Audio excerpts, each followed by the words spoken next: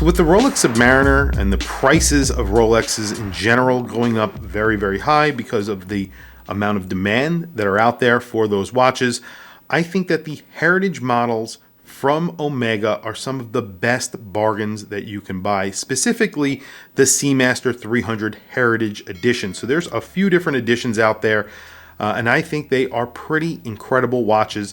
They're modernized versions of the original divers from 1957. They made a few different versions. This is one of them. This is the actual 1957 trilogy reissue. It's an exact reissue of that 1957 watch in 39 millimeters. It's obviously modernized. You get a sapphire crystal. You get micro adjust. You get a beautiful flat link bracelet with screws in it.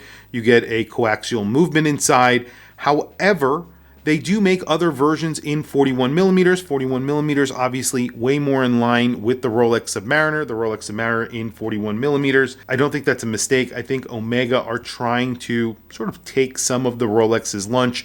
Even though it's very hard, a lot of people do love the Rolex Submariner. It is a very iconic watch. The Submariner, I think, in my opinion, is equally iconic, and I think that Omega are really doing something great with that 41 millimeter version of the Heritage Seamaster 300. Now, I like the other watches in the Omega lineup. However, I'm not a huge fan of helium escapes. So the problem here is that the Professional, the Omega Seamaster 300 Professional, that gets a helium escape. And then I actually own the Planet Ocean for many, many years, almost 10 years. I had a 45.5 millimeter Omega Seamaster Planet Ocean 600 meter dive watch. It was a very big watch, very chunky, very thick, and I just wasn't comfortable wearing it anymore as I have lost weight over the years and my wrist has gotten smaller. Plus it had that helium escape and it always bothered me a little bit. You did get to see the movement from the back. On this one, you do not. However, on those 41 millimeter versions, you do. So I'll throw a picture up of what I am talking about exactly.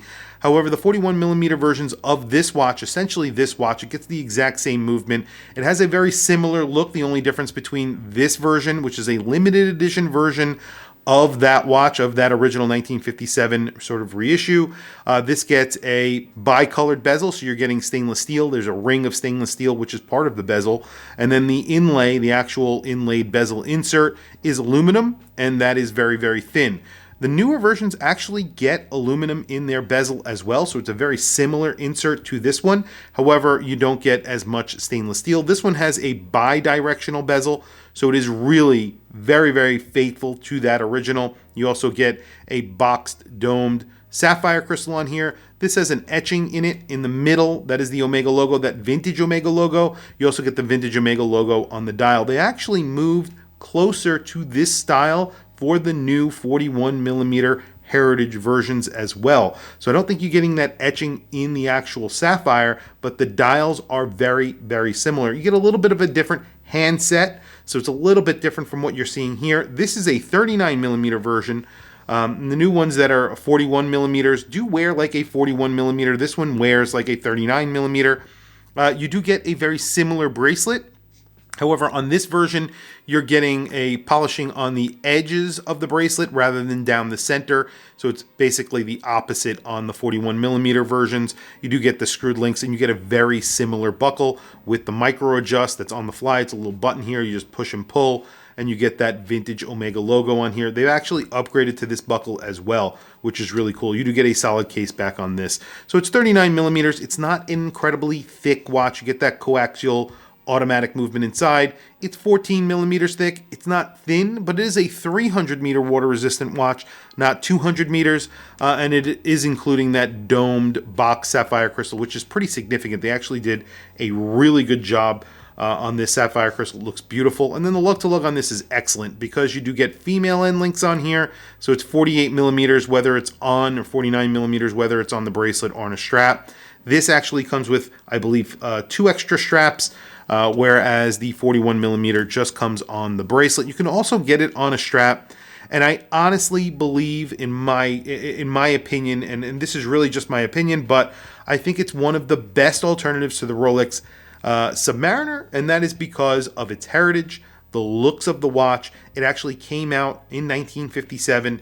Yes, there are a lot of sort of similarities between the two watches. That's not a bad thing. Omega have an incredible history. However, there are other watch companies that came out with dive watches prior to Omega, prior to Rolex, and I don't think they're incredible alternatives to that Rolex, and there's a few different reasons why. Number one is the 50 Fathoms. The 50 Fathoms to date, they have not come out with a watch that I think is sort of that sweet spot, that stainless steel watch on a stainless steel bracelet that's in a really good size, like 40, 41 millimeters, 39 millimeters, somewhere around there. They just haven't done it. They don't have a really good bracelet for the 50 Fathoms, and they're way more expensive. And then on the secondary market, they don't really sell very well. If you want to buy a vintage version, they're like 45 millimeters. I don't know why they're so big, but they are very, very big, and they do not wear small. And usually you can only get those on a strap. Now you can get sort of the trilogy version of that. They had a trilogy or a Concept 2000 version. Those are smaller. Those are in 40 millimeters. However, they get weird bezels on them. I think they're good looking and I actually would like to buy one of those. But those were the original ones that came out when Jean-Claude Bibier actually took over the brand. And they were 40 millimeters, good looking watches, but still not real competition to that Rolex Submariner. I think this is a classically good-looking dive watch on a very nice bracelet. You get that micro adjust. The bracelet is excellent. Same goes for that 41 millimeter version. It's basically exactly the same, except it's just slightly bigger with a little bit of a different look. You get a lollipop on the second hand. You get blue on the dial if you want it. You can get black. There's different colors. There's straps versions, and it costs around $7,100. And you can buy them. You could walk into an Omega boutique and buy one today if you really wanted to. And that's something you cannot do with the Rolex Submariner. Same amount of history, in my opinion. I think the histories are basically a wash. If you are concerned about that sort of thing, I think the look is a wash as well. I honestly think, in my opinion, that the Seamaster is a better looking watch. The Submariner is a very good looking watch. But at the prices and what's going on with the shenanigans of a watch being double the price of retail, I think you're much better off just walking into Omega, buying the exact watch that you want, and that's it. This is a really great looking watch. I actually got this for a discount. It is a limited edition, and it's basically a reissue of that 1957 diver. Very historic year for Omega. They came out with the Railmaster, they came out with the Speedmaster, and then they reissued those. I think it was in like 2019, 2018. This is one of them. They sold out of all of those.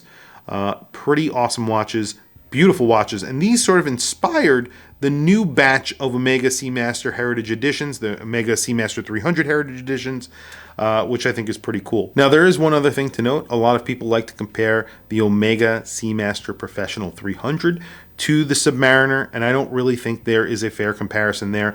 I would prefer the Submariner over that watch, and there's a few different reasons why. Number one is the bracelet. I could never get past that bracelet. I like a classic looking bracelet, something like this that really does fit the look of the watch. Now, the watch itself is a good looking watch. They are very well made. They have a very good movement.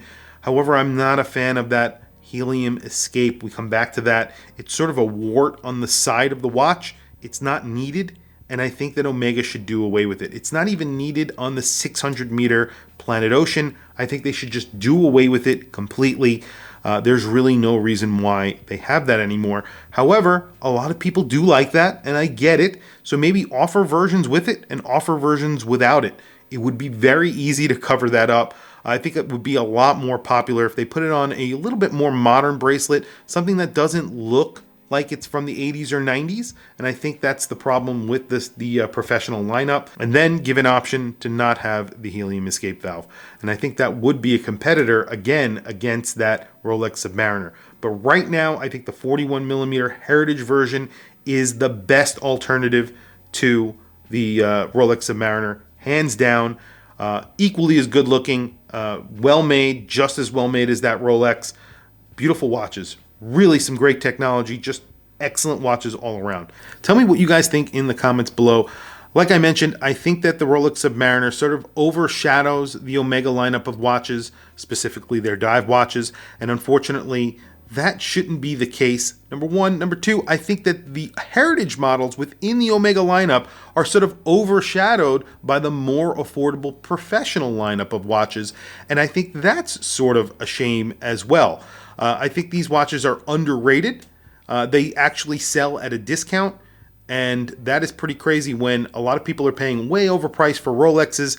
There are some amazing watches from Omega that are sitting on the shelves, and you can go in and buy one right now from an AD, brand new, or you can buy them used at a very good discount, gray market at a very good discount. Tell me what you guys think in the comments below. I want to hear from you guys. Please don't forget to like, subscribe, hit that bell icon. It is super helpful for the channel, and I very much appreciate it. Please follow me on Instagram. My Instagram is WatchChrisBlog, all one word. I have some links in the description. Those links are to Amazon. If you click those links and buy anything, it helps support the channel. It doesn't cost you anything extra. However, I very much appreciate it. Anyway, thank you for logging on. I'll catch you guys in the next video.